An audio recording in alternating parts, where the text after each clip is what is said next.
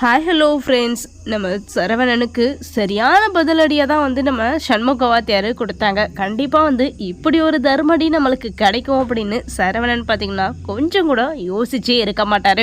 சரியான தர்மடி தான் கொடுத்தாங்க. இதே போல் பார்த்திங்கன்னா நம்ம செண்பகவல்லிக்கும் கொடுத்துருக்கணும். அப்போ தான் ரொம்பவே சூப்பராக இருந்திருக்கும். ஏன்னா எல்லாத்துக்குமே மூல காரணம் முக்கிய காரணம் அப்படின்னு பார்த்தா நம்ம செண்பகவல்லி தான்.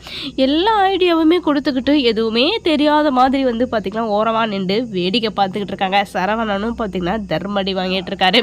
இப்போது அவரும் பார்த்திங்கன்னா ஒரு பக்கம் எங்கடா நம்ம மாட்டிக்குவோமோ அப்படின்ற பயம் உள்ளுக்குள்ளே இருந்தாலும் வெளியில் பார்த்திங்கன்னா ஏதாச்சும் எனக்கு ஃபஸ்ட்டு நான் தான் இப்படி பண்ணேன் அப்படின்னு சொல்லிட்டு ஆதாரத்தை காமிச்சிட்டு நிரூபிச்சுட்டு என்கிட்ட பேசுங்க, சும்மா தேவையில்லாத பேச்சையெல்லாம் பேசாதீங்க அப்படின்ற மாதிரி அவ்வளோ ஒரு தைரியத்தோடு இருக்கிற மாதிரி நம்ம சரவணன் பார்த்திங்கன்னா மெயின்டைன் பண்ணார்.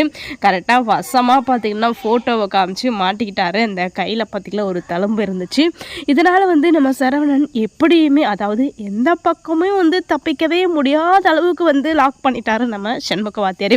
இப்போது அவருக்கும் சரி நம்ம அண்ணத்துக்கும் சரி எல்லாருக்குமே உண்மை தெரியறதுக்கு காரணம் என்ன யார் அப்படின்னா நம்ம மீனா பார்த்திங்களா ஒரு சூப்பராக நம்ம சாமிதுரையை ஏமாற்றி அவருக்கு ரொம்பவே கை கால் வலிக்கும், அமர்த்தி விட்றா நீங்கள் தூங்குங்கப்பா அப்படின்னு சொல்லிட்டு அவங்களையும் நைஸாக பார்த்திங்கன்னா தூங்க வச்சுட்டு நம்ம ஃபோனையும் பார்த்திக்கலாம் எடுத்து ஓப்பன் பண்ணி நம்ம அண்ணத்துக்கு அனுப்பி வச்சுட்டாங்க. இப்போ நம்ம அண்ணத்துடைய மனசுக்குள்ளே பார்த்திங்கன்னா ஒரு தெளிவான முடிவே கிடச்சிருச்சு. ஏன்னா இனிமேலாவது இவங்கக்கிட்ட எல்லாம் உஷாராக இருக்கணும். நம்ம கஷ்டப்பட்டு தான் வண்டி தான் எனக்கு உயிர் அப்படின்னு இருக்கும்போது கூட அந்த வண்டியை விற்றுட்டு நம்ம ஒரு பேருக்காக அதாவது ஒரு பெருமைக்காக நம்ம புருஷனுக்கு ஒரு அரை சவரத்தில் பவுன் பார்த்திங்கன்னா நகை எடுத்து போடணும் அப்படின்ற மாதிரி அவ்வளோ ஒரு ஆசையோடு எடுத்து போட்டேன். நம்ம அண்ணத்துக்கு இவ்வளோ பெரிய ஏமாற்றம் கிடச்சிருக்கு. அதுக்காக நம்ம சரவணனை பார்த்திங்கன்னா சும்மாவே விட்டுடலாம், எதுவுமே பிரச்சனை வேணாம் அப்படின்னு சொல்லிட்டு நம்ம அண்ணன் இப்போவும் அதையே தான் சொல்லிக்கிட்டு இருக்காங்க. நீங்கள் போயிட்டு உங்கள் அண்ணனை அடிங்க உதைங்க அப்படின்னு எவ்வளோ நேரம் ஆயிருக்கும் நம்ம அண்ணத்துக்கு சொல்கிறதுக்கு.